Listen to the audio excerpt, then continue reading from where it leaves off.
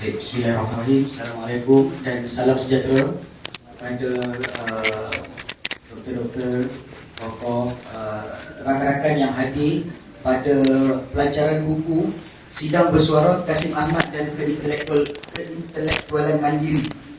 Jadi hari ini kita ada beberapa tetamu lah yang akan bercakap atau berbicara sedikit berkenaan sama ada sosok Kasim Ahmad, idea-idea beliau dan berkenaan buku yang baru diterbitkan oleh Lestari Hikmah. Jadi sebelum itu saya menjemputlah saudara Rashidi selaku pengerusi Lestari Hikmah untuk memberikan sedikit kata aluan.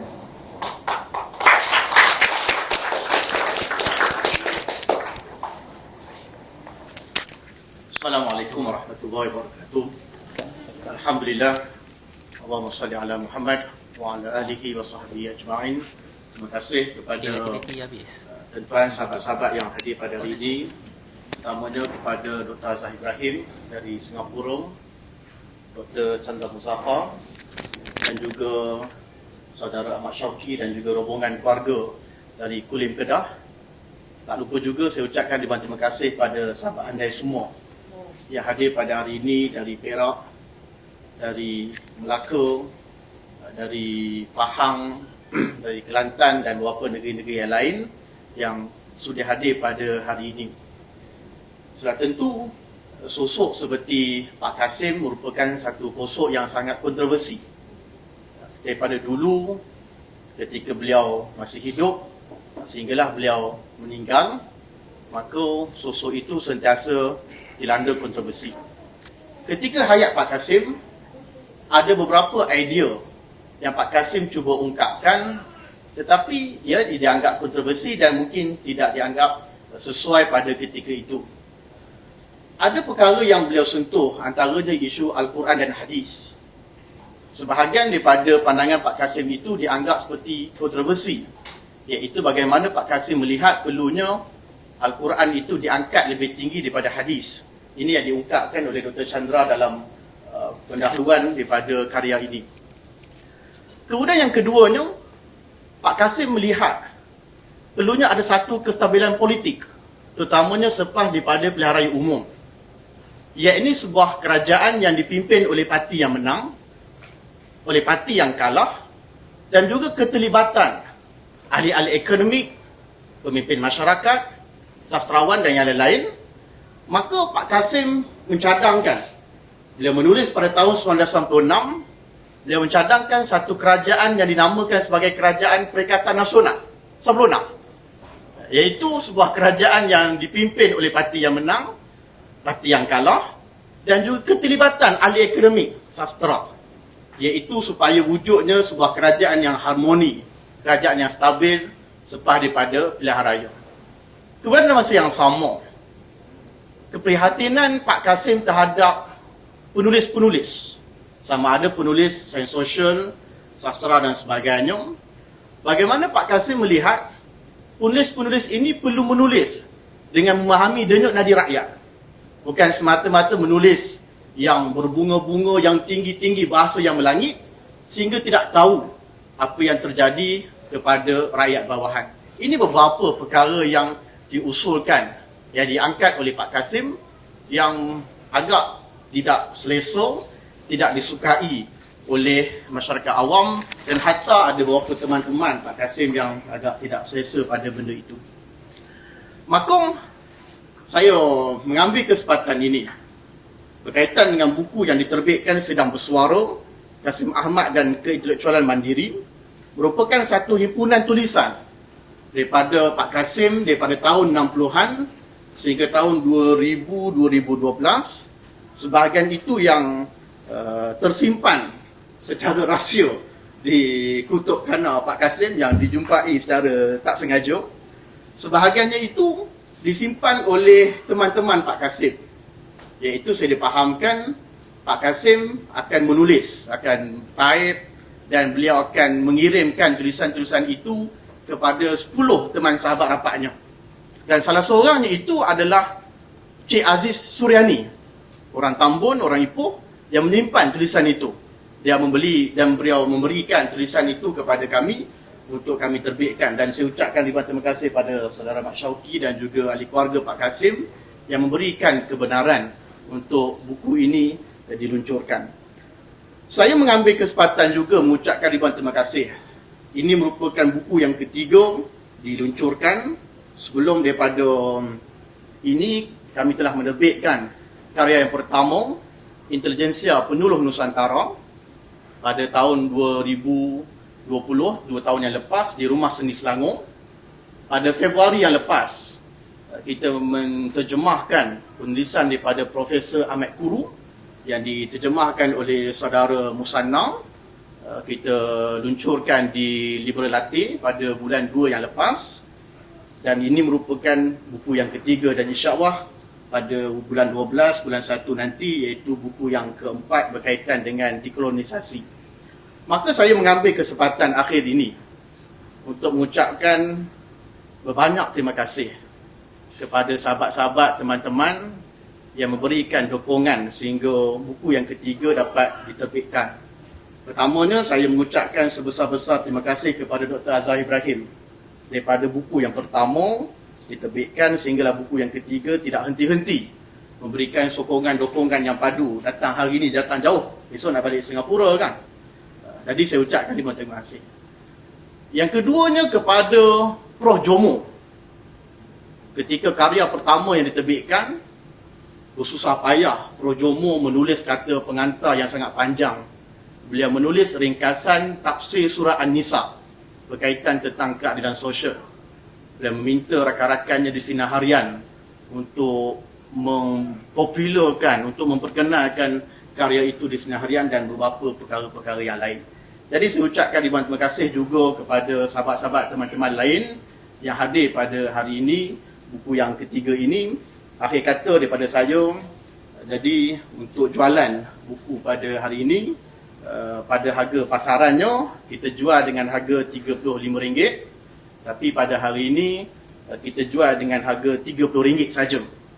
Dan ada pun pada sahabat-sahabat, teman-teman, para pelajar yang hadir pada hari ini, kita berikan secara percuma seorang satu kepada semua yang hadir pada hari ini.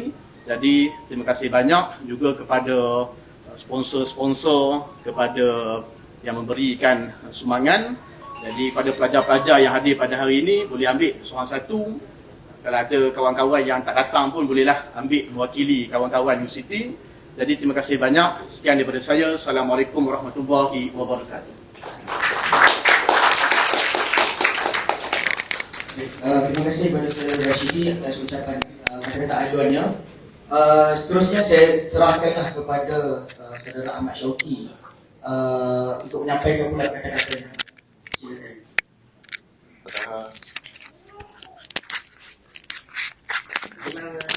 Isu karya-karya bapa dalam dari segi kesusastraan Melayu, dia memang minat sejak di bangku sekolah lah. Setahu saya, dia cerita kat saya masa dia belajar di College Sultan Abdul Hamid, ya, dia memang gemar membaca. Arwah Tok Wan, bapa dia guru agama, jadi tak pernah suruh dia baca apa-apa. Jadi minat membaca tu datang dari diri sendiri. Bapa, sejarah dia memang suka membaca dan buat rujukan. Apa yang dia tak tahu, dia rujuk. Sama dengan Quran pun. Masa dia sekolah, bapa kepada bapa Tok Wan saya, dia guru agama. Tak pernah dia menyuruh bapa baca atau belajar Quran. Dia suruh baca kitab. Kitab-kitab. Quran dia tak pernah. Tapi bapa sendiri beli satu naskah tafsir Quran. Masa tu darjah 9 kot. Tingkatan 3. Dia buat bacaan rujukan sendiri sejak dari darjah 9 dulu. Tafsiran Quran. Lepas tu semasa gerakan Islam lepas revolusi Iran, dia ada berhubung dengan Dr. Rashad Khalifa masa tu di Masjid Tucson, Arizona.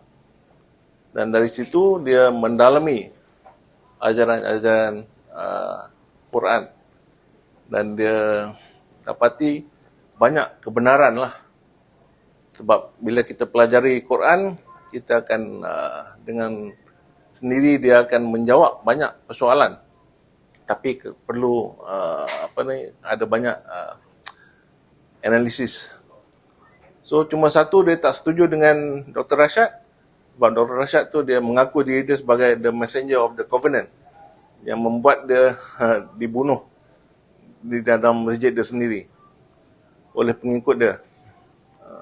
So bapa ada tegur Dr. Rashad masa dia pergi ke Masjid Tucson atas jemputan. Bapa tegur dia kenapa dia declare himself as a messenger of the covenant. Dan Dr. Rashad kata, Kasim, you don't know, you have to let the people know of what you are here for. Bapa masih tak setuju. Bapa cuma setuju tentang apa yang dia buat, kajian tentang Quran melalui Kod 19, sebab Kod 19 itulah satu-satunya cara Tuhan menjaga kesahihan dan kesempurnaan Quran. Sebab 19 tu dia satu angka magic yang menjaga kesahihan Quran. Sampai sekarang tak ada siapa boleh buat satu Quran yang ciplak. Itu saja tujuan kod yang mana Tuhan letak dalam Quran untuk menjaga kesahihan Quran. Sebelum Quran, kitab-kitab lain, Taurat dan Injil itu semua sudah sudah dicampur aduk oleh manusia, jadi tak terpakai.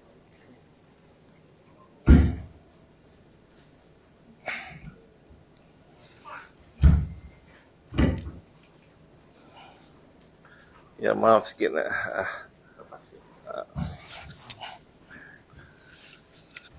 Okey. Ya, dia terkeluar dari tajuk sikit lah, dari sastra dengan pengorbanan perjuangan bapa. Jadi untuk kami lah keluarga, selepas bapa tulis buku dia, Hadis Satu Penilaian Semula, selepas tu dunia dia macam memang terbalik lah. Dia kena kritikan yang dahsyat sangat, sampai dia punya kebebasan nak bersuara dalam mana-mana majlis telah dihalang oleh pihak-pihak atasan lah.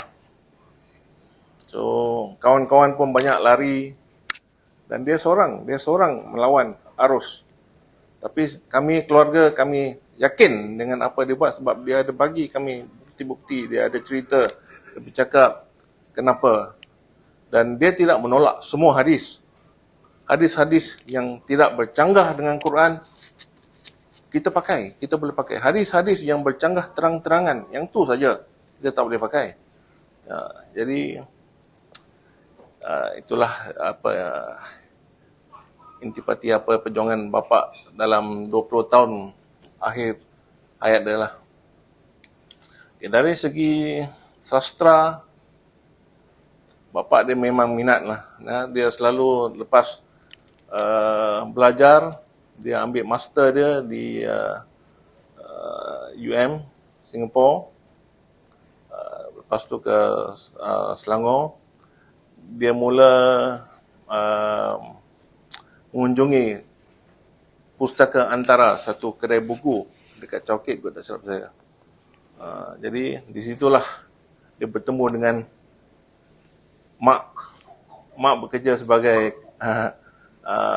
jurujual lah, sebab Pustaka Antara itu kepunyaan pakcik mak lah, mak bapak saudara mak. Jadi bila bapa selalu mengunjungi kedai buku untuk beli buku, dia jumpa dengan mak, dia terpikat. Lepas tu berkenalan, Semasa tu datuk saya bapa kepada mak, Syed Yusof Asagov, dia dah jalankan dah pinang mak dengan satu, saya ingat Syed Nasir dari Pahang, tak silap saya. Memang dah ada ikatan nak kahwin dah. Bapa bawa lari. Malam tu bawa lari pergi rumah Syahnul Ahmad, nikah di sana. Ada gambar dengan Syahnul, ada beberapa lagi lah. Kawan-kawan lama ada gambar.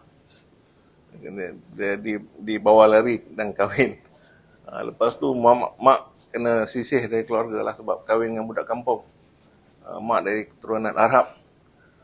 Betul lah, cerita mak pun susah, bapa pun susah. Tapi kami mengharungi dan Alhamdulillah Tuhan bagi rezeki. Bapa pun masa dia ditahan ISA tahun 76, masa Tun Hussein On dengan Ghazali Syafi'i, dia kena ISA 6 tahun, hampir 6 tahun. 2 tahun dia renew, tak ada bicara. Sebab apa? Sebab dia kata dia komunis. Jadi yang tu satu tuduhan yang palsu lah. Kesian bapa kena naya. Tapi kami terpaksa mengharungi kehidupan. Susah masa tu. Mak tak kerja, kami tiga beradik, saya dan kakak saya 2 orang. Masih sekolah kecil-kecil lagi, dah tak ada bapa. Tapi mak pun kawan-kawan lah daripada parti kami dulu, Parti Rakyat, Sosialis Rakyat Melayu, Muhyiddin, SM Idris, Muhyiddin Abdul Kadir, masuk Profesor lah, Dr. Chandra. Dia orang kawan-kawan bantu keluarga tiap-tiap bulan. Jadi kami teruskan hidup, Alhamdulillah.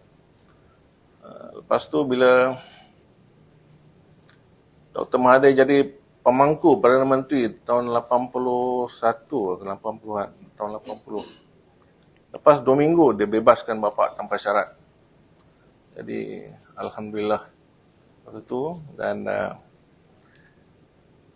Dr. Mahathir masa tu ada menjemput Parti Sosialis untuk masuk dalam Barisan Nasional sebagai satu parti perikatan lah.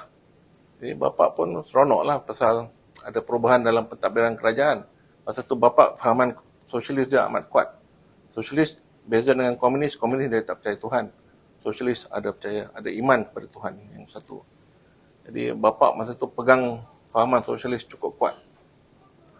Jadi bapa pun seronok bila Dr. Mahathir kata macam tu. Bapa pun balik ke cawangan, setiap cawangan panggil ketua, kata kita nak bincang, nak masuk dalam Barisan Nasional. Bukan nak bubar parti, masuk UMNO. Tidak. Parti masih parti sosialis, tapi masuk dalam Barisan Nasional. Masa itulah. Tapi oleh kerana ada permainan politik dalam parti bapa masa tu, ada orang-orang kata yang bapa nak bubarkan parti, semua ahli masuk UMNO. Jadi banyak orang tak setuju dengan bapa. Dan bapa pun dengan sedih letak jawatan.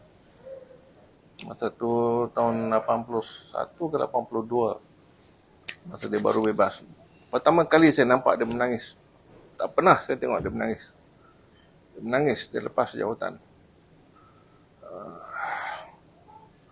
Lepas tu Dr. Mahathir masa tu keluar dia masuk UMNO. Dan dia diberi satu cawangan Padang Kota tak silap. Jadi ketua cawangan tu terpaksa lepaskan pos ketua tu kepada bapa. Dan dia pun tak puas hati lah. Bapa dia bukan jenis tabur duit. Dia kerja, dia buat kerja betul-betul, usul tiap-tiap Perhimpunan Agung UMNO dia akan bagi usul. Bila sampai ke atas usul tu dah tukar nama orang lain yang buat usul. Dan bapa. Bapa pun tak berapa setuju dengan cara dalam UMNO. Bapa dia selelo lah lepas jawatan. Tu jadi ahli biasa. Dan semasa bapa menulis buku hadis satu penilaian semula pun,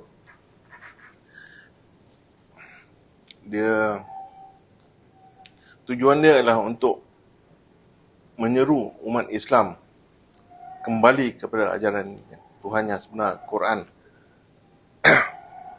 Yang lain-lain tu nombor 2, nombor 3. Quran di atas. Hadis bukan tak boleh pakai. Yang tak bercanggah dengan Quran kita masih boleh guna. Yang bercanggah terang-terangan kita kena asingkan. Itu saja. Sebab tu tajuk buku dia pun hadis satu penilaian semula. Masa dalam manuskrip saya masih ingat dalam Perhimpunan Agung UMNO Tanjung tahun 85 tak silap. Masa tu Anwar Ibrahim yang mempengerusikan mesyuarat tu. Bapa ada bawa manuskrip hadis satu penilaian semula. Manuskrip dalam bentuk A4.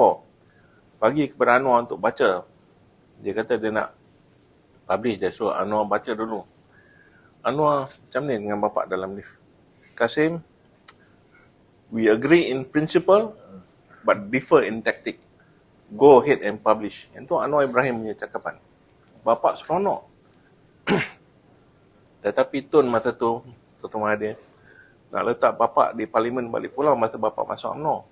Tun kata, jangan dulu, tunggu. Lepas pilihan raya.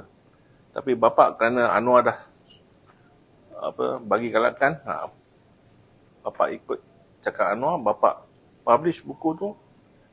Lepas 2 minggu keluar, Kasim Ahmad anti hadis Anwar Ibrahim. Macam guruh, macam satu dunia bapa terbalik lepas-lepasnya tu. Semua ulama-ulama Persatuan Ulama semua anti bapa.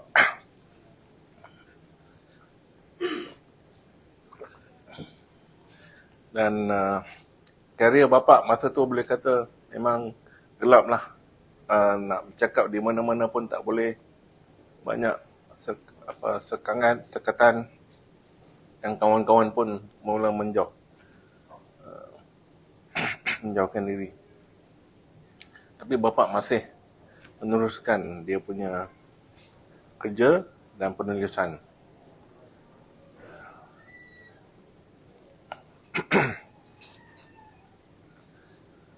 So macam saya ada terbaca bapa sajak bapa yang ada menyebut sidang roh nanti akan padamlah dengan sendiri lampu dari menara tinggi kerana di bawahnya siang kian mabuk dan Tuhan sudah mati. Polemik ni boleh dikatakan meluas masa banyak orang-orang yang anti bapa menuduh bapa ateis, tak percayakan Tuhan. Jadi tetapi dari bait yang ini saja ni kita boleh nampak oleh kerana kemabukan para pemimpin ketika itu mengejar kuasa dan mengejar kekayaan, diorang telah melupakan Tuhan. Itu maksud bapa. Tapi telah dipermainkan dan bapa dituduh macam-macam. Tapi bapa masih cekal dan meneruskan perjuangan dia dan pencarian dia tentang kebenaran. Alhamdulillah, kami rasa bapa sudah dapat kebenaran dan saya rasa sekarang beliau tenang di sana. Sekian. Terima kasih.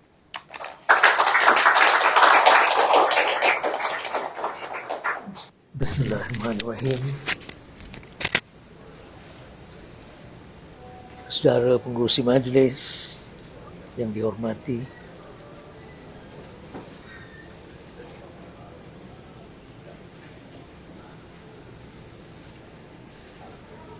Puan Sharifah, Saudara Syauqi,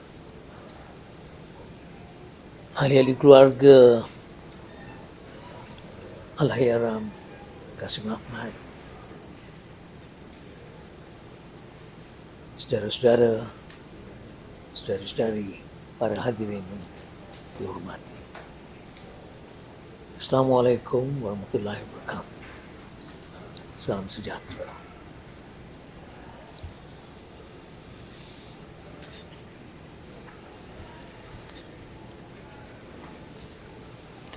Sebagai mukadimah kepada ucapan ringkas saya, ingin saya mengucapkan ribuan terima kasih kepada penerbit buku yang bertajuk Kasim Ahmad dan Keintelektualan Mandiri. Terima kasih atas jemputan ini. Saya diminta menulis kata pengantar. Tentang forum ini saya dimaklumkan selepas saya terima jemputan untuk menulis kata pengantar, dan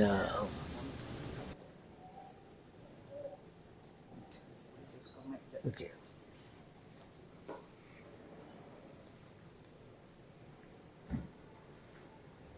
Ini macam perjuangan Pak Kasim ni, banyak gangguan.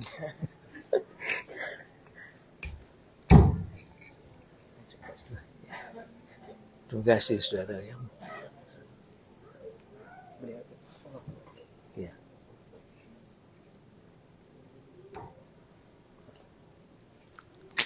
Mic ni ke berhenti?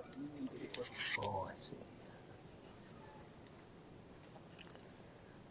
Ya, saya mengucapkan terima kasih atas jemputan ini untuk menyampaikan ucapan ringkas ini. Saya telah membangkitkan beberapa aspek perjuangan Pak Kasim dalam kata pengantar saya. Dan saudara-saudara yang akan dihidangkan buku ini boleh membaca apa yang saya bincang dalam kata pengantar saya, dan tak perlu saya mengulanginya.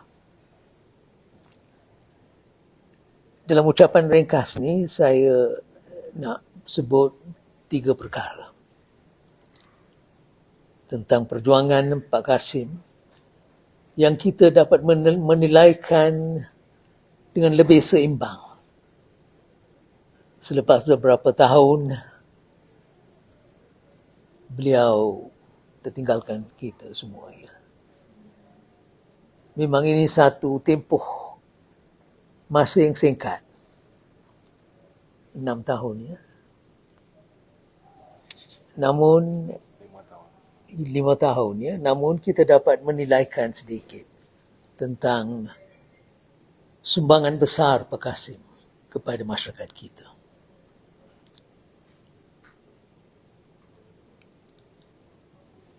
Pertama, Pak Kasim yang mencetuskan kontroversi dalam setiap bidang yang dicemburi beliau.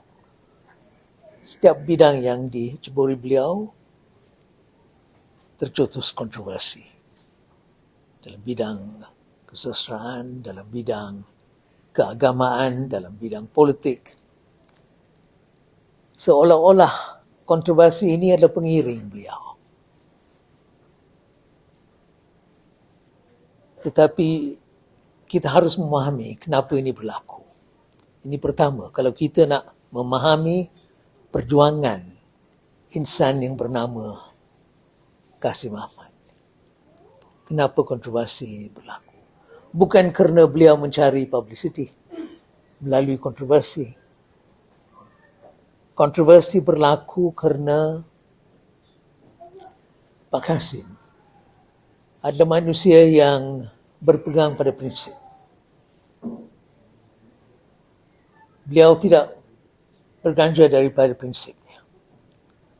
Dan kerana beliau berpegang pada prinsip, sama ada melalui tulisan-tulisan beliau atau ucapan-ucapan beliau dalam kegiatan politik beliau dan sebagainya, kerana beliau berpegang kuat kepada prinsip, kontroversi berlaku.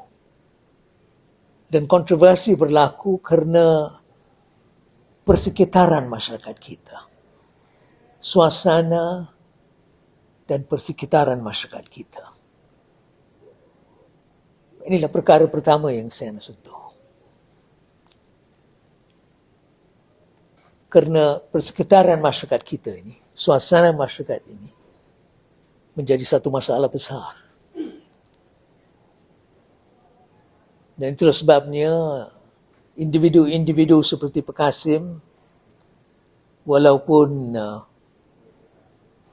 matlamat beliau, niat beliau bukan untuk mencetuskan kontroversi, tiap kali beliau melakukan sesuatu yang berhubung kait dengan prinsip beliau, maka kontroversi ini tercetus. Sebagai contoh, tulisan beliau tentang Hang Jebat. Kerana sudah ada satu kecenderungan, sikap dalam masyarakat kita tentang Hang Jebat, Hang Tuah, tentang legenda-legenda Melayu ini. Dan ini berhubung kait dengan struktur masyarakat kita, psikologi masyarakat kita. Itulah sebabnya tiap kali beliau membincang sesuatu dalam soal-soal yang mungkin tidak begitu rapat dengan politik, tapi tiap kali beliau membincang sesuatu tercetus kontroversi. Beliau cuba membetulkan persepsi tentang Hang Jebat dalam tulisan beliau. Ini masa beliau di universiti.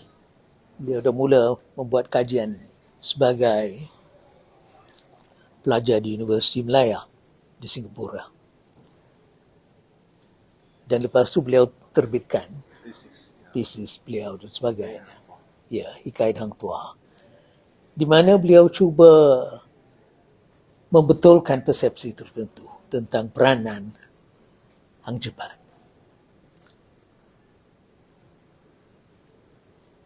Beliau cuba menggambarkan Hang Jebat itu sebagai seorang individu yang setia pada sahabatnya, yang mahu membetulkan ketidakadilan yang berlaku dalam peristiwa-peristiwa tertentu. Itulah maksud dan makna tulisan beliau. Saya sendiri secara terbuka tak setuju dengan segala aspek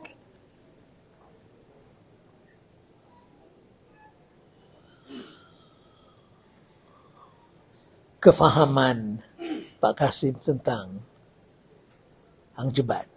Kerana Hang Jebat dari satu segi yang lain juga menimbulkan kontroversi, pembunuhan yang diberlaku oleh beliau dan sebagainya. Tetapi itulah pandangan Pak Kasim tentang Hang Jebat dalam konteks apa yang berlaku, dan beliau cuba membetulkannya. Dalam masyarakat yang rasional, dalam masyarakat yang sanggup kaji sesuatu secara mendalam, sanggup melakukan analisa yang mendalam dan sebagainya, mungkin kontroversi ini tak berlaku. Mereka boleh terima bahawa ini adalah satu pandangan ilmiah daripada individu yang boleh kita mempertikaikan. Tetapi oleh kerana keadaan suasana masyarakat kita,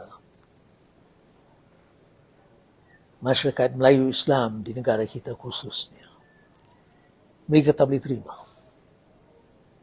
apa yang dibincang oleh Pak Kasim. Tetapi perwatakan Hang Tuah sebagai kontra kepada apa yang dibahaskan oleh Pak Kasim, perwatakan Hang Tuah itu yang taat secara buta kepada Sultan, itu mereka boleh terima. Walhal perwatakan itu bertentangan sama sekali dengan nilai-nilai Islam, mereka boleh terima. Mereka boleh mendewa-dewakan Hang Tuah ni memberi tempat istimewa dalam masyarakat kita kepada Hang Tuah sehingga pingat Hang Tuah diperkenalkan sebagai anugerah kepada belia yang menyumbang kepada masyarakat. Itu mereka boleh terima. Tapi satu usaha untuk membetulkan aspek-aspek tertentu berdasarkan kajian seorang individu yang harus diterima sebagai perkara yang biasa dalam masyarakat, di mana kita menghargai perbezaan pendapat dan sebagainya, itu menjadi satu kontroversi besar. Dan ini ditolak oleh sebahagian daripada masyarakat kita.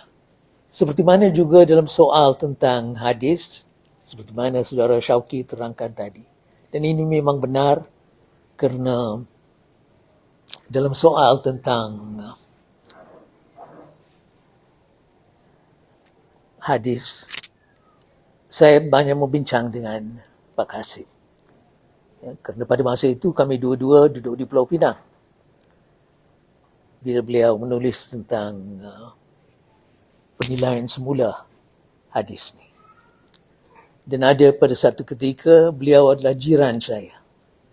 Jiran saya di Jalan Green Lane. Ya. Dan banyak kita membincang tentang isu-isu ini. Dan saya tahu bahawa Pak Kasim tak tolak hadis 100%. Tak pernah.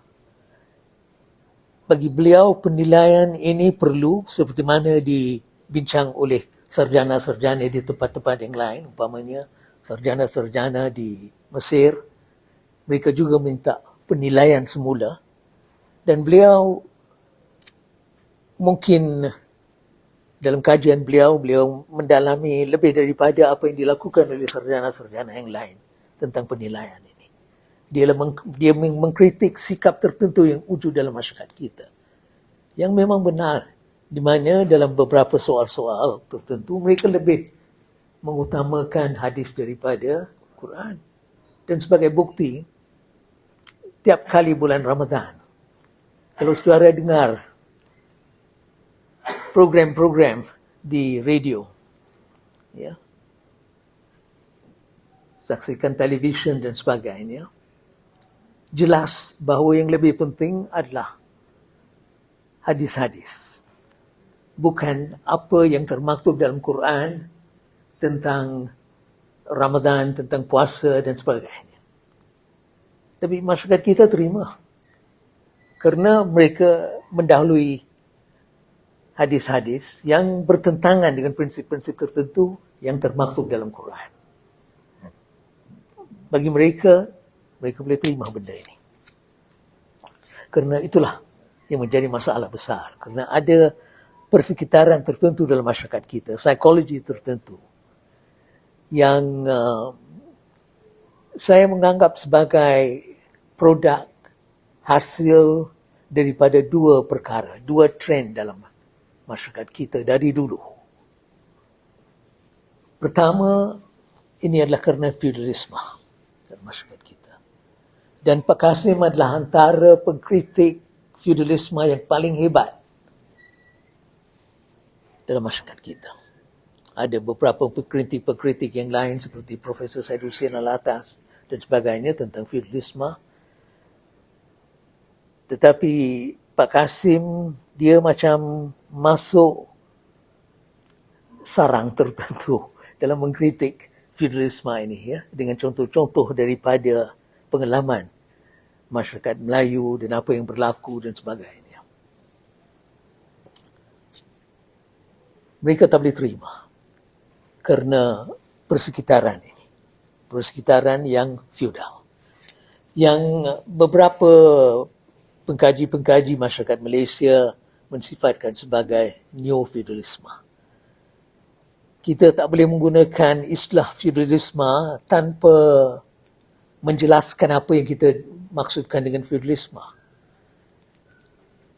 Kerana dari satu segi, ini bukan feudalisme lama. Ini feudalisme baru. Sebab itu kita kaitkan dengan new, baru. Kenapa kita menganggap ini sebagai feudalisme baru? Kerana masyarakat telah ubah. Ini adalah masyarakat di mana kuasa mutlak dalam struktur politik bukan dengan raja. Kita tahu ya, kerana sistem pemerintahan kita. Mereka ini sebagai simbol dari satu segi, walaupun dari segi psikologi, kita tahu bahawa raja-raja itu kedudukannya istimewa dan sebagainya. Namun, dari segi perlembagaan, dari segi amalan politik, dari segi pilihan raya dan beberapa aspek-aspek yang lain, kuasa sebenar itu ada pada rakyat. Melalui parlimen, melalui wakil-wakil rakyat dan sebagainya. Oleh kerana sikap dan psikologi feudal ini hidup dan merebak, berkembang dalam masyarakat moden, dalam masyarakat contemporary semasa, di mana peraturan-peraturannya berbeza daripada feudalisme lama, daripada masyarakat zaman dulu. Kita terpaksa menggunakan istilah ini, neo-feudal. Itulah bebanan masyarakat kita. Sikap neo-feudal. Dan ini penting. Ini bukan sesuatu yang kita boleh mengenepikan, meminggirkan dalam perbincangan tentang politik negara kita. Kerana sikap neo-feudal ini masih kuat dalam masyarakat kita. Itulah sebabnya pembesar, pemimpin yang mengamalkan rasuah masih dihormati. Masih dihormati. Dicium tangan, dipeluk dan sebagainya. Dan yang melakukan benda-benda yang salah ini, pemimpin-pemimpin pembesar-pembesar feudal, mereka menganggap diri mereka sebagai individu yang normal, yang tak melakukan sesuatu yang salah. Kerana persepsi rakyat dan persepsi diri mereka tentang peranan dan kedudukan mereka. Ini yang menjadi masalah besar. Kerana authority feudal ini, walaupun dalam suasana yang berbeza ini, masih mendorong masyarakat kita melakukan sesuatu sikap kepada kuasa dan kekuasaan yang luar biasa, yang jarang wujud di negara-negara lain. Memang ada negara-negara lain di mana wujud juga unsur-unsur tertentu, ya, tetapi di Malaysia ini luar biasa. Luar biasa. Kita ini ada sekurang-kurangnya 3 contoh individu, saya tak mau sebut nama-nama mereka, yang didapati salah dari segi mahkamah. Tetapi oleh kerana mereka berkuasa pada satu masa dulu dan mereka ini dianggap sebagai pemimpin, mereka masih dihormati dan diberi segala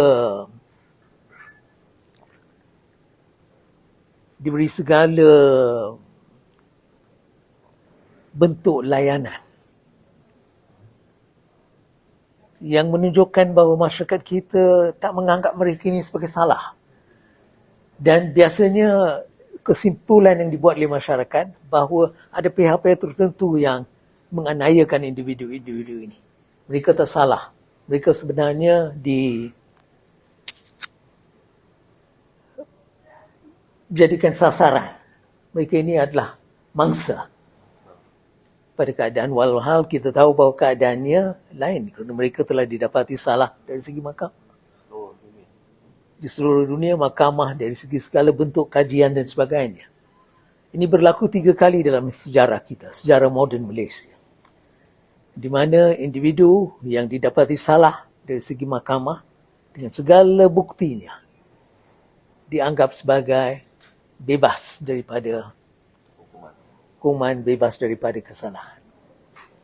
So itulah perkara pertama tentang Pak Kasim. Beliau lawan suasana ini. Beliau cuba membebaskan masyarakat kita daripada kepungan ini. Ya, yang kita menganggap sebagai satu masalah besar. Melalui kontroversi tentang Hang Jebat Hang Tuah, tentang hadis, ya, kontroversi-kontroversi yang lain yang melibatkan Pak Kasim, itulah sumbangan besar beliau pada pendapat saya. Yang kedua, yang penting tentang Pak Kasim sebagai individu. Beliau adalah individu yang kuat memperjuangkan golongan yang kita sifatkan sebagai marhen. Itu memang sesuatu yang berterusan dalam perjuangan beliau sejak dari bangku sekolah. Marhen, mereka yang menderita, mereka yang sengsara dalam masyarakat. Komitmen beliau kepada golongan ini begitu unik dan begitu kuat. Dan ini pada hemat saya adalah penting bagi seorang pemimpin yang benar-benar memperjuangkan nasib rakyat. Beliau tak berganjal daripada pendirian beliau ini. Saya samakan beliau dalam soal ini, dalam isu inilah, ya, tentang kesengsaraan dan penderitaan itu, dan komitmen beliau kepada Umar ibn Abdul Aziz, Khalifah Umayyad yang ke-8. Begitu kuat kesetiaan beliau kepada golongan yang menderita. Dan ini digambarkan dalam cara hidup beliau yang begitu simple sampai akhir hayatnya. Begitu simple cara hidup Pak Kasim. Itu yang kedua, tentang marhen dan komitmen beliau kepada marhen. Dan yang ketiga, yang jarang disebut oleh pengkaji-pengkaji tentang Pak Kasim dan peranannya dalam politik negara kita. Beliau juga setia kepada konsep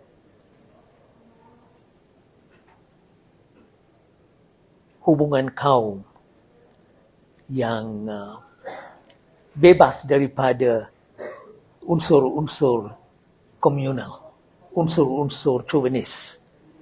Beliau bebas. Tak pernah Pak Kasim walaupun dibincang tentang masalah-masalah Islam, tentang soal-soal masyarakat Melayu dan sebagainya, beliau tak pernah memperlihatkan unsur-unsur komunal. Bermakna benci kepada kaum-kaum yang lain. Sikap anti kepada kaum-kaum yang lain. Itu sepanjang riwayat perjuangan beliau. Yang juga penting dalam konteks masyarakat kita.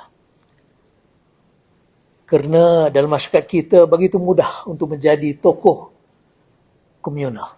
Begitu mudah untuk menjadi champion pada kaum-kaum tertentu. Tak kira kaum yang mana, ya. Melayu, Cina, India, Dayak, Kadazan dan sebagainya. Mudah menjadi tokoh kaum-kaum tertentu untuk mencari populariti. Pak Kasim sebagai pelaku politik di luar politik, tak pernah beliau main sentimen kaum. Itulah sebabnya sebagai seorang individu tokoh negara kita, saya menganggap 3 aspek ini dalam perjuangan Pak Kasim itu penting. Lawan persekitaran, kerana kita yang setia pada nilai-nilai dan prinsip-prinsip tertentu, tak ada pilihan lain. Kita harus lawan persekitaran suasana ini. Sekiranya kita ini intelektual yang jujur, yang tulen, yang mahu membawa perubahan, kita tidak boleh menyesuaikan diri kita dengan suasana tertentu untuk mencari kesenangan, kemewahan dalam hidup kita. Beliau setia kepada ideal ini tentang individu yang tulen, intelektual yang tulen, lawan persekitaran tertentu. Yang kedua, marhen, golongan yang miskin yang menderita. Dan dalam soal ini juga kita tahu bahawa ini adalah satu prinsip yang penting dalam Islam dan semua agama. Semua agama memang lebih mirip pada golongan yang menderita, yang sengsara ini. Sifat itu mesti ada. Dan dalam soal ini beliau genuine. Beliau juga seorang pemimpin yang setia kepada prinsip ini. Dan yang ketiga, soal hubungan kaum, multiracialism ataupun soal perpaduan dan sebagainya. Dalam soal ini juga beliau membuktikan bahawa beliau adalah pemimpin yang genuine. Dan itulah sebabnya beliau tak begitu popular, tidak diterima sebagai champion pihak-pihak tertentu dan sebagainya. Dan selepas 5 tahun ini, kita menilaikan Pak Kasim berdasarkan tulisan beliau, riwayat hidup beliau, perjuangan beliau. Kita dapat membuat kesimpulan bahawa beliau ini adalah seorang patriot dengan erti kata yang sebenar. Patriot dari segi sikap beliau dalam semua perkara-perkara yang kita bincang tadi. Golongan-golongan yang memerlukan bantuan perlindungan, beliau sanggup mengorbankan segala-galanya untuk kepentingan mereka. Saya lama kenal Pak Kasim. Ini sebagai akhir kata dalam ucapan saya ini. Saya kenal beliau masa saya mula-mula belajar di Universiti Singapura. Beliau pada masa itu ada di London, kembali kepada Malaysia dan singgah di Singapura.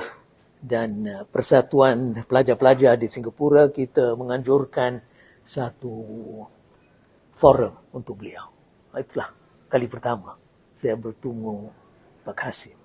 Dan lepas itu, semasa saya menjadi pensyarah di USM, bekerja di USM dan sebagainya, sepanjang riwayat saya selama beberapa dasawarsa. Walaupun ada perbezaan pendapat dan secara terbuka ada kalanya kita punya perbezaan pendapat, tetapi saya menghormati beliau atas prinsip-prinsip perjuangan ini. Kesetiaan beliau kepada apa yang harus didukung oleh kita sebagai manusia dalam perjuangan kita.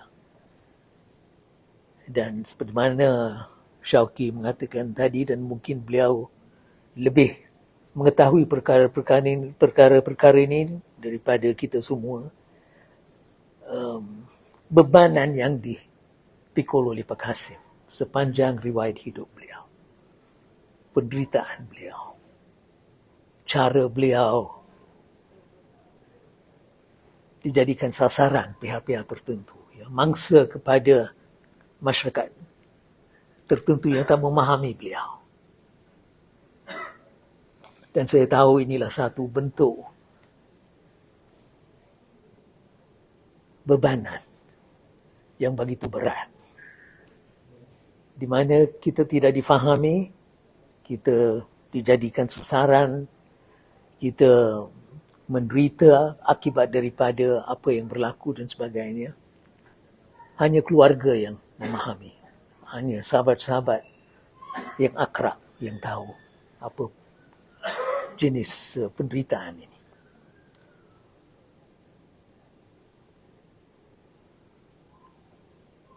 Saya begitu sedih beliau terdapat memberi kepimpinan dan bimbingan kepada kita semua dalam keadaan yang wujud di negara kita dewasa ini. Ya. Dalam keadaan yang wujud dewasa ini, kita memerlukan individu-individu yang sanggup berfikir, yang sanggup memberi kata-kata pedoman kepada masyarakat kita. Beliau tidak ada lagi. Dan saudara Syafie tahu bahawa pada saat-saat terakhir Pak Kasim, ya, kita menghubungi, ya, sama sendiri dan kita cuba memberi bantuan kepada beliau dari segi keadaan medikal beliau pada masa itu, ya, tetapi tak jadi, ya. Dan itulah, ya, apa yang ditentukan ilahi, kita terpaksa melalui. Dan Pak Kasim bagi saya akan selalu menjadi sebagai contoh.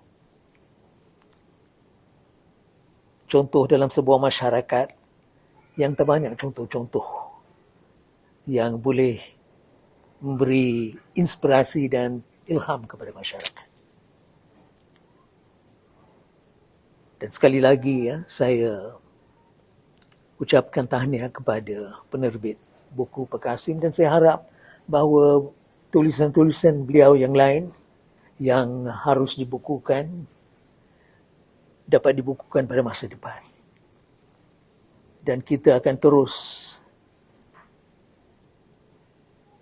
mendapat manfaat daripada sumbangan beliau. InsyaAllah. Itulah harapan saya, dan saya harap bahawa generasi yang muda, saya ini dalam golongan yang dah tua, tetapi yang muda, mereka akan terus menghargai Pak Kasim dan meneruskan perjuangan beliau yang perlukan lebih banyak wira-wira pada masa depan. Beliau telah menunjukkan contoh kepada kita, dan kita harus memastikan bahawa kita tidak menghampakan beliau dan warisan-warisan beliau. Terima kasih.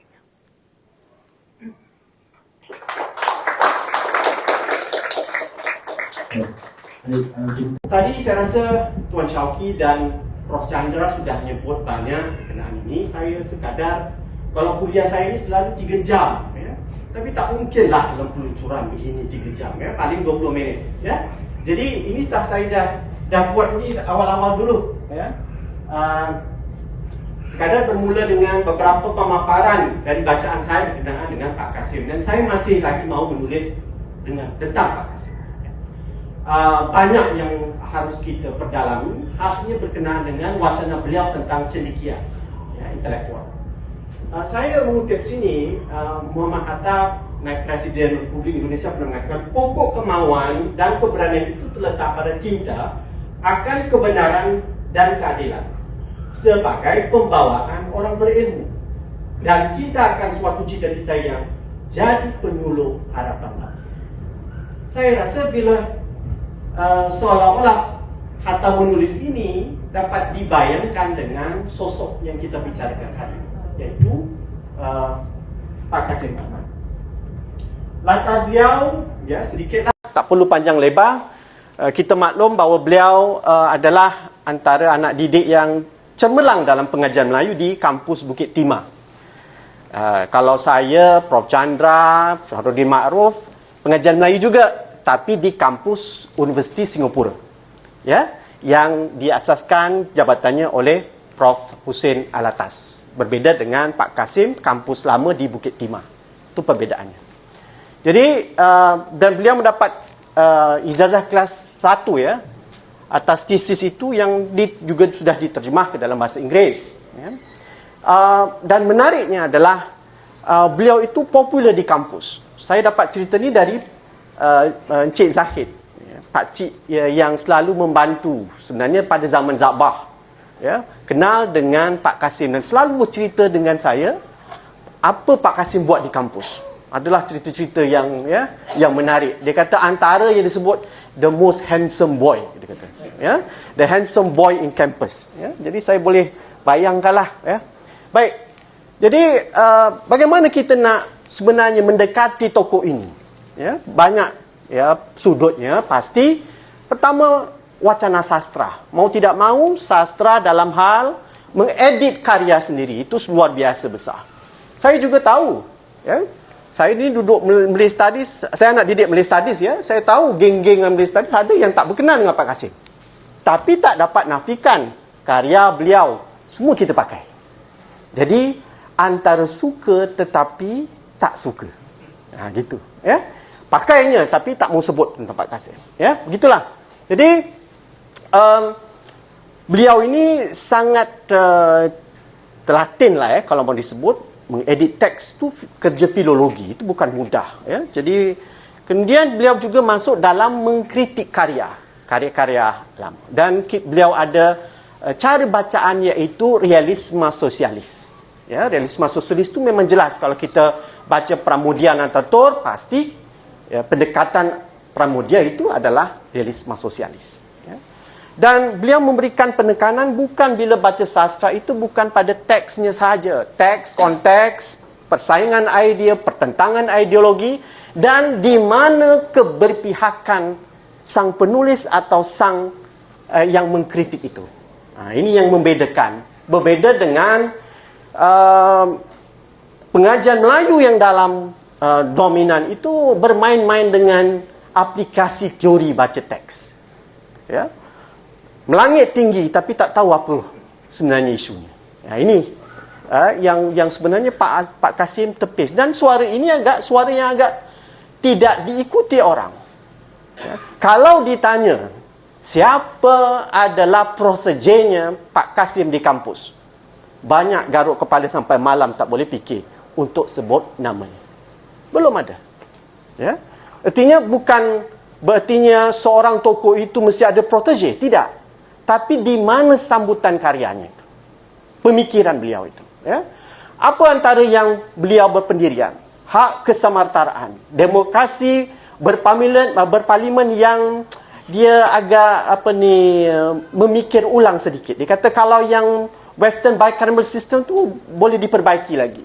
Kemudian pengagihan sumber ekonomi yang adil, keluruhan perlembagaan dan undang-undang, hak bersuara dan berpendapat, melawan rasisme, nasionalisme yang mundur, ya, nasionalisme yang kanan-kanan beliau kritik, ya, dan ketaksuban agama serta imperialisme barat yang masih membelenggu banyak negara bekas jajahan. Antara yang dikritik keras adalah revivalisme dakwah tahun 70-80 yang saya pasti Prof Chandra, ya, sudah meneliti ini dengan sangat tuntas. Beliau dalam sebuah konferensi berkenaan dengan sastra menyebut tentang perlunya ada nurani. Nurani itu kalau dalam istilah beliau itu conscience, ya, batin sang penulis, batin sang pemikir. Ada pada pemikir, penulis, pemimpin nilai-nilai tinggi dan luhur yang telah umum diterima manusia walau apapun bangsanya dan agamanya, seperti kebenaran, keadilan, kebebasan berfikir dan beragama, persaudaraan antara manusia adalah nilai-nilai yang harus dibela dan dipertahankan oleh para penulis di dalam karya dan kehidupan mereka. Jelas dalam conference tak ada kompromi. Kalau kita tengok penulisan Pak Kasim ni, dia tak ada belok-belok lah kalau guna istilah Prof Alatas, ya. Terus masuk dan dia nak bedah, ya. Dan bebas dari puak, kesetiaan mereka harus diberi kepada ilmu dan kebenaran semata-mata. Penulis harus untuk mencipta watak-watak ampuh. Ini dia nasihatkan. Apa yang harus dilakukan oleh penulis? Ya? Watak-watak seperti petani, nelayan, buruh, askar yang tadi Prof Chandra menyebut marhain. Itu yang diberikan penekanan oleh Pak Kasim. Dia bilang penulis harus bergerak ke situ. Saya tidak perlu banyak, nanti jadi 3 jam pula, ya. Jadi kalau kita lihat apa yang Pak Kasim mahukan dalam penulisan, ya, iaitu dalam karya mereka menggerakkan kemerdekaan politik bagi negara, mengiktiraf perjuangan rakyat, membantu dalam membangun dan memperkuat perpaduan nasional. Ni kalau yang muda-muda dah tak syok lah ni kan. Semua nak postmodern ni tak. Ya, makin tak faham makin bagus teorinya.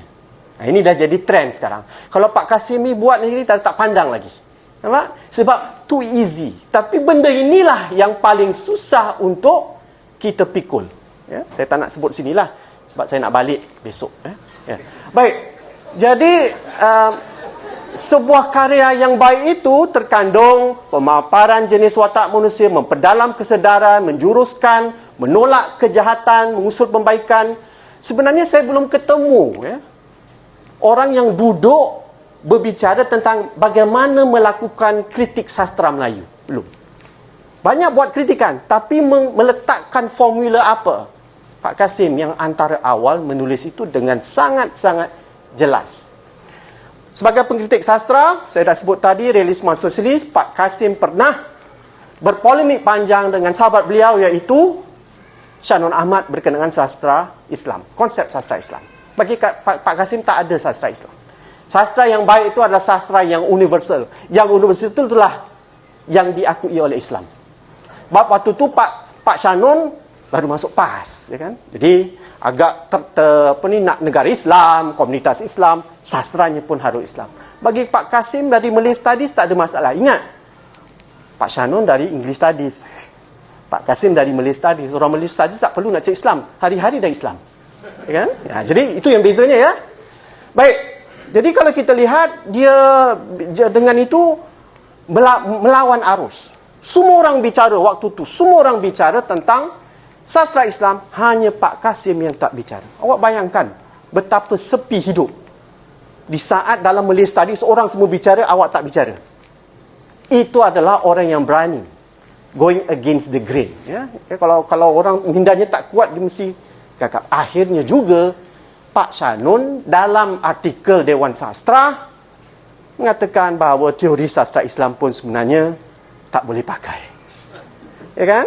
Akhirnya ya, tak memajukan sastra Malaysia. Ya, jadi betul lah apa yang dilakukan oleh Pak Kasim.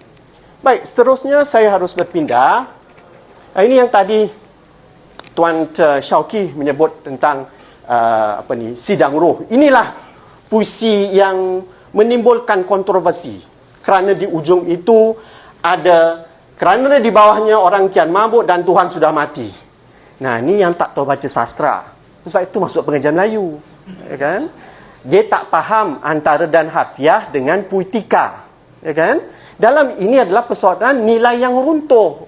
Dan nilai yang absolut, nilai yang baik itu datangnya daripada Tuhan Yang Maha Esa. Ya, jadi tak ada masalah. Artinya kalau semua itu nilai-nilai luhur runtuh, makanya Tuhan sudah tidak ada lagi bagi mereka itu. Nah, itu kan jelas sekali. Tapi bergaduh ni. Ya?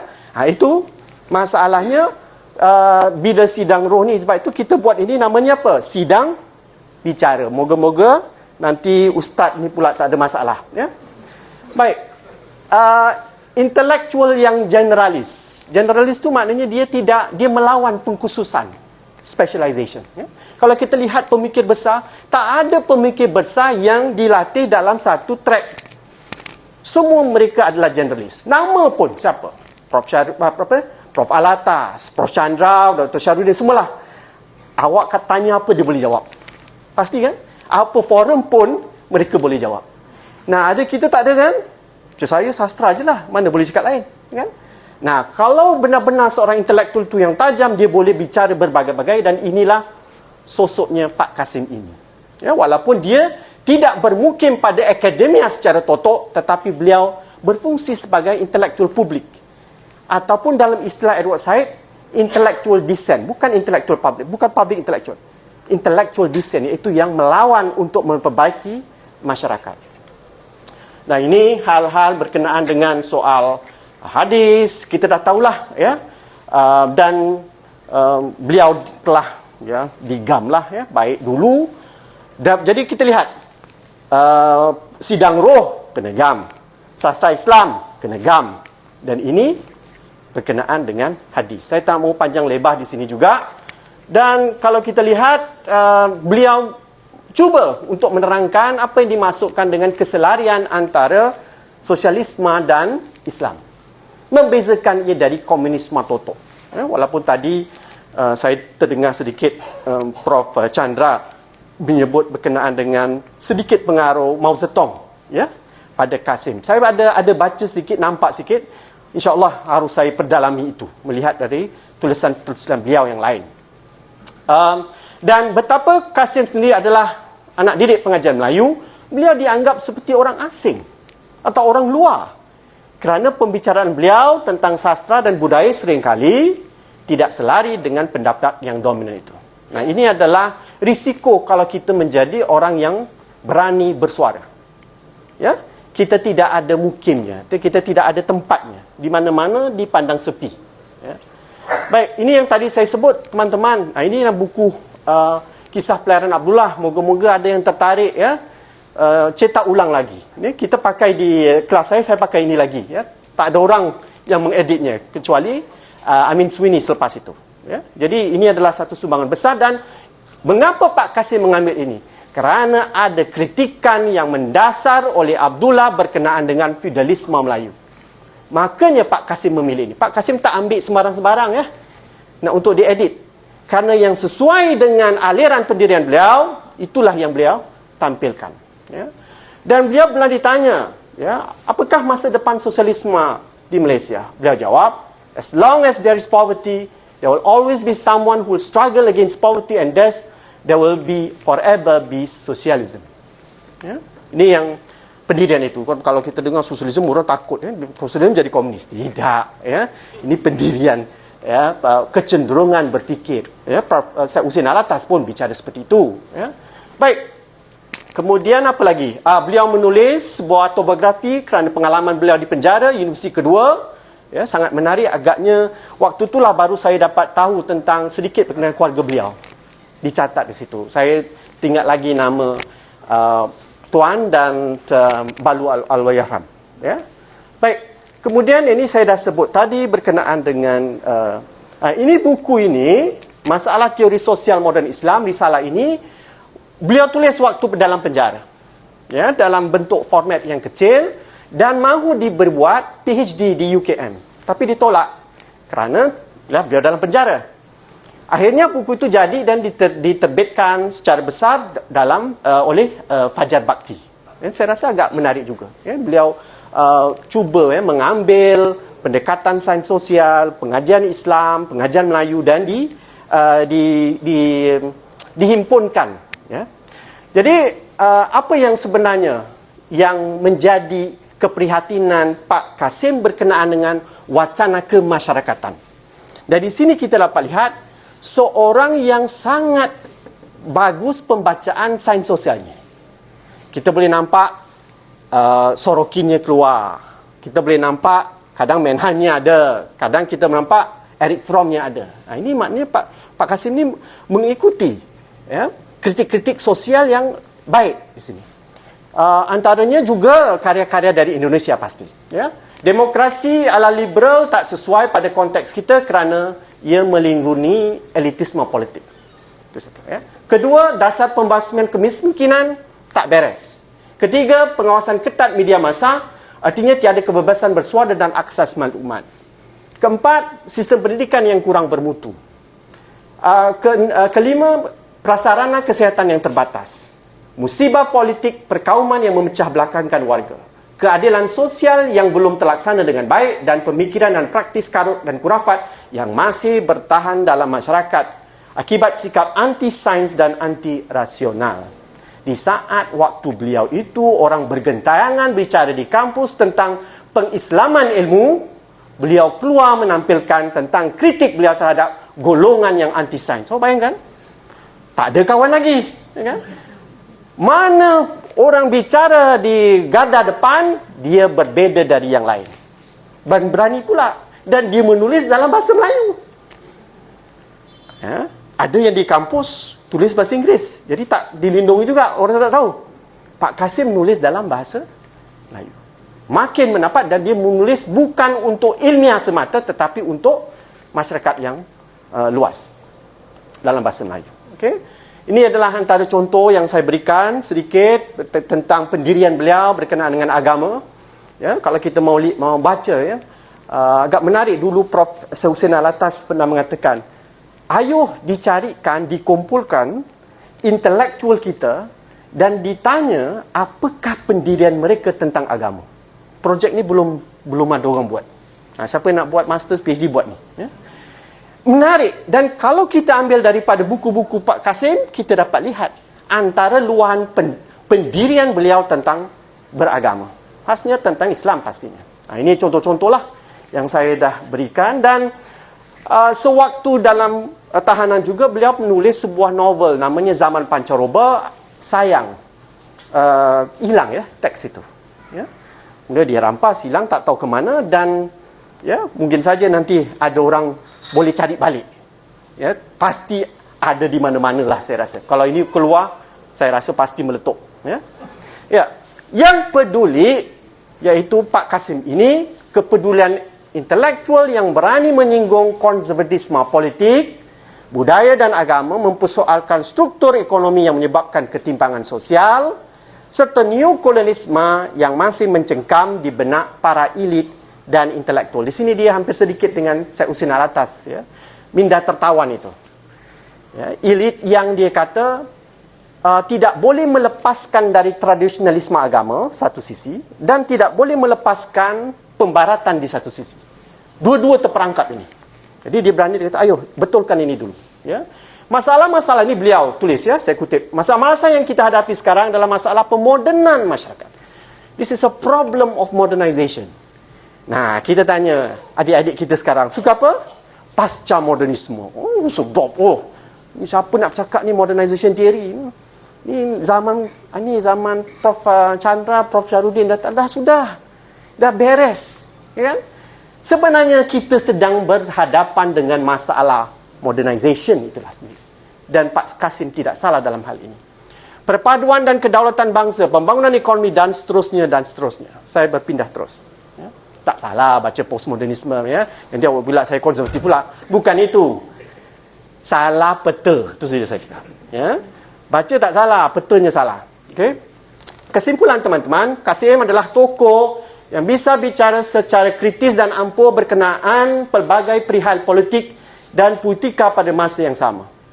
Intelektual yang berpendirian bahawa sistem dan struktur yang sedia ada harus terus dibaiki, yang mana yang jahat, yang membungkam harus dilawani. Itu tak disembunyi-sembunyi dalam tulisannya. Beliau pernah bergerak dalam politik kepartian, namun tidak banyak kejayaan kerana politik kiri sukar mendapat tempat di kalangan rakyat tempat. Jadi di kalangan kiri, mereka agak skeptis dengan Pak Kasim sebab Pak Kasim ada sedikit Islami. Pula dia pergi ke geng Muslim, geng Islam, Pak Kasim ni diragui sebab ada unsur kiri, tahu tak? Dah tak ada kawan lagi. Ya. Jadi awak bayangkan, mana dia pergi, di situ dia tidak disenangi. Ya, termasuk dalam pengajian Melayu sendiri yang saya sebut tadi kan, pakai teks dia tapi jangan sebut Pak Kasim dalam kelas. Nampak? Kemudian mujur beliau masuk ke dalam gelanggang menulis dan berwacana, setidaknya mempertegaskan pentingnya dijaga kemanusiaan dan kebajikan rakyat semua. Artinya hasil dari penulisan beliau inilah kita datang pada petang ini kan, dapat membaca. Saya rasa pasti dalam ruangan ini semua pernah membaca karya Pak Kasim, ya. Kerana beliau menulis khasnya dalam bahasa Melayu. Membangun wacana Melayu yang bisa menampung perbincangan yang benar-benar diperlukan dalam masyarakat. Ini beliau katalah bahasa ni bukan sahaja soal komunikasi. Kalau kita sebut bahasa ni mesti ya hal komunikasi, identiti. Tidak. Bagi beliau itulah bahasa sebagai wahana wadah ilmu untuk berbicara, untuk mempersoalkan mainstream ideologi. Ya. Baik. Masyarakat dan kerajaan mestilah memberi sokongan dan galakan yang penuh dan lebih tegas dan berkesan kepada aktiviti kreatif ini lewat penggunaan bahasa. Anasir-anasir yang ingin menghalang perkembangan kreativiti yang sihat harus dikritik, dilawan dan dikalahkan. Dengan apa? Bahasa Melayu pasti, dan bukan itu saja, Pak Kasim pun boleh tulis dalam bahasa Inggeris, tak jadi masalah. Pak Kasim memberikan kita bahasa kritis. Kritis bukan untuk teorinya, kritis untuk emansipatif. Itu yang membezakan. Kritis untuk emansipatif. Dan tugas cendekiawan bagi beliau memimpin dalam semua bidang kehidupan, spiritual, moral, intelektual, kesenian, pentadbiran dan seterusnya. Cendekiawan kita harus berani meneroka jalan baru untuk mengeluarkan bangsa kita dari kelumpuhan kreativiti yang ketara sekarang. Mereka tidak harus takut kepada otoriti lama. Kerja di depan untuk cenderawasih kita banyak. Pasti hari ini tunggu lagi banyak. Tetapi ia boleh dirumuskan ke dalam 2 ungkapan. Ini penegasan beliau, saya rasa hampir apa yang saya belajar di pengajian Melayu dari nasab Syed Hussein Alatas, mewarisi dan menilai semula tamadun-tamadun moden dan tradisional dan membina asas tamadun baharu yang kita dan dunia ini, ya, yang kita warisi ini. Pak Kasim mengatakan, beri aku lidah, aku mau berkata-kata seperti laut yang menghempas di lautan merdeka. Ini puisi petikan saja, ya. Dan saya tutup ini untuk merakam jasa almarhum yang banyak menyumbang kepada pemikiran, wacana, keintelektualan Melayu yang bernada insipatif yang sangat kuat. Dan ini saya ambil daripada ungkapan Melayu tradisional yang terkumpul di Riau yang mengatakan begini. Sebab saya ini kan pengajar Melayu, mestilah tutup macam ini, ya. Kalau saya postmodern lain kan, keluar Foucault, keluar mana-mana kan. Ya, jadi lain sikit, ya. Memimpin sedar yang ia pimpin. Mengajar sedar yang ia ajar. Memerintah sedar yang ia perintah. Menyuruh sedar yang ia suruh. Melarang sedar yang ia larang. Menolong sedar yang ia tolong. Menghukum sedar yang ia hukum. Memuji sedar yang ia puji. Menegur sedar yang ia tegur. Sedarnya tidak berkisar, sedarnya berdiri pada yang benar. Saya rasa itulah yang ada pada Pak Kasim. Moga-moga semua kita bermanfaat dari ilmu beliau dan kita harus diamanahkan untuk membangunkannya dengan lebih baik. Sekian, wabillahi taufiq wal hidayah. Wassalamualaikum warahmatullahi wabarakatuh.